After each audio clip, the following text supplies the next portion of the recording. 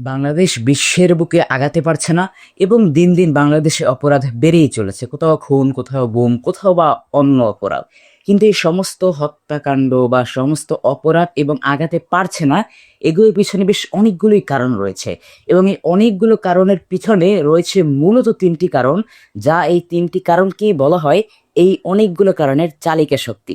আর আজ সেই ৩টি কারণেরই মুখোশ উন্মোচন করা হবে।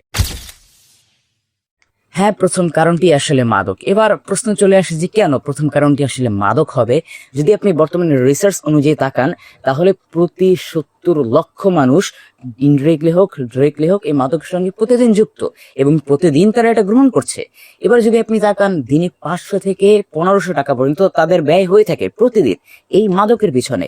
এবার তাহলে তারা এই টাকার উৎস কোথা থেকে পাবে? যখন এই টাকার উৎস তাদের ম্যানেজ করতে হয়, তখনই তাদের চলে যেতে হয় অপরাধে, যার কারণে মাদক বিশাল বড় একটি অপরাধের কেন্দ্রবিন্দু হয়ে রয়েছে।